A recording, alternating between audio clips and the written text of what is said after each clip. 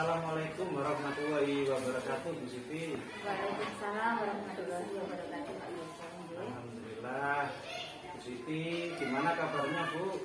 Alhamdulillah sehat, Bapak. Sehat ya, alhamdulillah. Sama dengan saya, Bu. Hari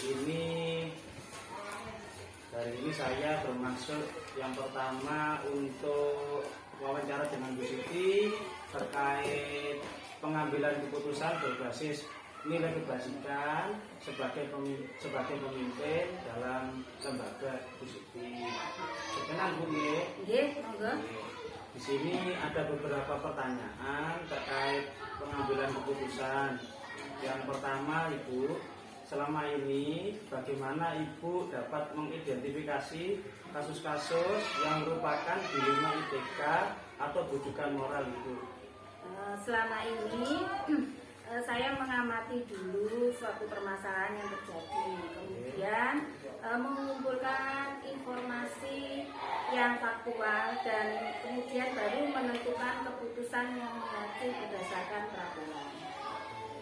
Jadi berdasarkan peraturan, Ibu, ya. Pertanyaan yang kedua, Ibu, selama ini bagaimana Ibu menjalankan pengambilan keputusan di sekolah Ibu, terutama untuk kasus-kasus di mana ada dua kepentingan yang sama-sama benar atau sama-sama mengandung nilai kebajikan, Ibu? Gini Pak, dalam pengambilan keputusan kami harus selalu dikembalikan semuanya kepada aturan. Setiap pengambilan keputusan saya selalu menjalin hubungan kerjasama dengan teman sejawat, memastikan bahwa keputusan tersebut bisa benar-benar dipahami karena selalu ada alasan dibalik semua keputusan yang saya ambil. Terima kasih, Bu. Yang ketiga, ini terkait langkah-langkah, Ibu, langkah-langkah atau prosedur seperti apa yang biasa Ibu lakukan selama ini, Ibu, terkait pengambilan keputusan dilema etika atau bujukan moral, Ibu? Yang pertama itu mencari informasi dari permasalahan. Kemudian yang kedua kita melihat langsung ke kejadian atau ke lapangan. Kemudian yang ketiga kita menganalisis sebelum kita mengambil keputusan yang terbaik. Ini ada pertanyaan lagi, Bu, terkait yang berikutnya, yaitu hal-hal apa saja yang selama ini Ibu anggap efektif dalam pengambilan keputusan pada kasus-kasus dilema etika? Di sini antara benar dan tidak benar dan benar, Ibu. Pengambilan keputusan yang saya ambil langkah-langkahnya yaitu adalah apabila dilakukan dengan spontanitas itu tergantung objeknya Pak di lapangan. Kemudian mengobrol dengan teman sejawat yang guru senior lah istilahnya. Kemudian kita baru mengambil keputusan bersama dari apa yang kita bahas itu. Kemudian, Ibu, ini terkait hal-hal apa saja yang selama ini merupakan tantangan dalam pengambilan keputusan pada kasus-kasus dilema etika, semisal pada saat ada anak ABK, anak berkebutuhan khusus, atau pada saat kenaikan kelas di mana anak ini merupakan anak yang juga sering masuk sekolah, Ibu, terkait dilema etikanya juga. Kesulitan ya, tantangan dalam pengambilan keputusan itu biasanya ketika keputusan itu kita ambil tapi tidak bisa diterima oleh semua pihak. Nah, ada pihak-pihak tertentu yang tidak bisa menerima keputusan kita, walaupun kita juga berusaha untuk memberikan masukan yang paling real kepada mereka. Oke, terima kasih, Ibu.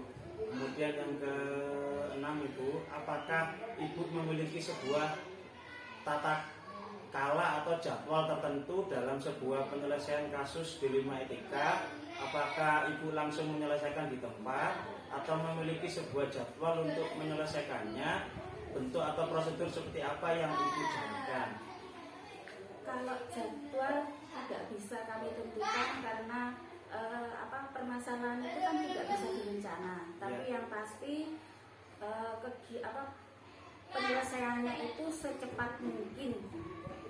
paling tidak seperti itu. Jadi bisa ada masalah dan kita selesaikan masalah itu secepat mungkin dan tidak terlalu lama dalam pengambilan keputusan. Intinya harus segera diatasi, Bu. Iya. Terkait penyelesaian dilema etika. Ya, tidak harus dijadwali. Oke, siap Ibu. Kemudian adakah seseorang atau faktor-faktor apa yang selama ini mempermudah atau membantu Ibu dalam pengambilan keputusan dalam kasus-kasus dilema etika itu? Tentunya pendapat teman sejawat ya. Oh, dari teman sejawat. Iya, teman sejawat di lingkungan itu dan semua yang ada di lembaga itu tentunya yang paling besar dukungannya untuk menyelesaikan masalah. Apakah dari segi keluarga, apakah ada Ibu?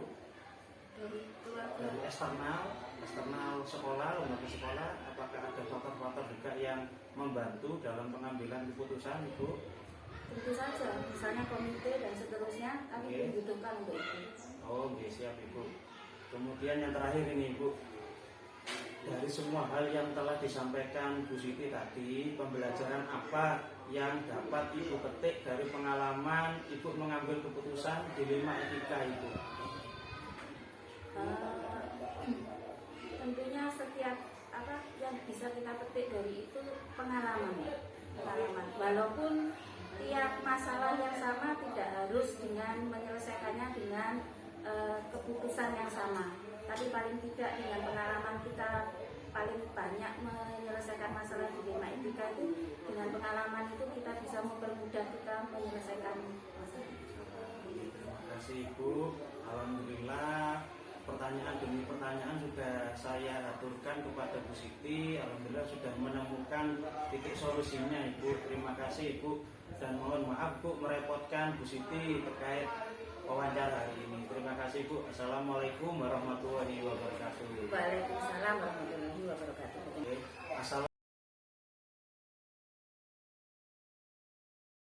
Assalamualaikum warahmatullahi wabarakatuh. Waalaikumsalam warahmatullahi wabarakatuh. Mohon maaf Pak Jen mengganggu waktunya. Di sini saya terkait tugas dalam guru penggerak untuk wawancara. Temanya yaitu pengambilan keputusan berbasis nilai kebajikan sebagai pemimpin Pak Jen. Iya. Di sini Pak Jen kan selaku kepala sekolah di SD Selok Besuki 1 ya Pak Jen. Betul. Pak Jen, di sini saya akan bertanya terkait beberapa pertanyaan terkait pengambilan kasus dilema etika. Dilema etika ini yaitu kasus di mana posisi benar dan benar Pak Jen. Betul. Oke. Yang pertama Pak Jen, selama ini bagaimana Anda dapat mengidentifikasi kasus-kasus yang merupakan dilema etika atau bujukan moral Pak Jen? Kalau selama ini, kalau yang saya amati dalam dilema ini permasalahannya adalah yang terjadi. Nah, kita dalam pengambilan atau informasi yang faktual itu biasanya kita menentukan keputusan mengacu berdasarkan pada pengambilan. Siap, Pak Jen. Kemudian yang kedua ini Pak Jen, selama ini bagaimana Pak Jen menjalankan pengambilan keputusan di sekolah Pak Jen, terutama untuk kasus-kasus di mana ada dua kepentingan yang sama-sama benar atau sama-sama mengandung nilai kebajikan Pak Jen? Kalau biasanya kalau pada kasus mungkin tidak hanya di sekolah saya saja, tapi mungkin juga untuk sekolah lainnya dalam pengambilan keputusannya adalah kita bekerja sama dengan guru yang ada di lembaga. Nah, jadi nanti kita lihat kebenarannya bagaimana, kesalahannya bagaimana, itu kita nanti bersama-sama dengan guru yang ada di lembaga sekolah. Oke, terima kasih Pak Jen. Yang ketiga Pak Jen, langkah-langkah atau prosedur seperti apa yang biasa Pak Jen lakukan selama ini Pak Jen? Kalau untuk langkah-langkah dalam pengambilan keputusan itu yang pertama adalah kita turun secara langsung. Turun secara langsung, apa sih yang terjadi dan bagaimana nanti kita dalam memecahkan suatu permasalahan tersebut. Siap Pak Jen. Yang keempat Pak Jen, hal-hal apa saja yang selama ini Pak Jen anggap efektif dalam pengambilan keputusan pada kasus-kasus dilema etika Pak Jen? Nah, kalau dalam hal untuk kasus-kasus dilema etika ini kita cara pengambilan kita adalah yaitu kita di dalam sekolah ada bapak ibu atau dewan guru yang ada di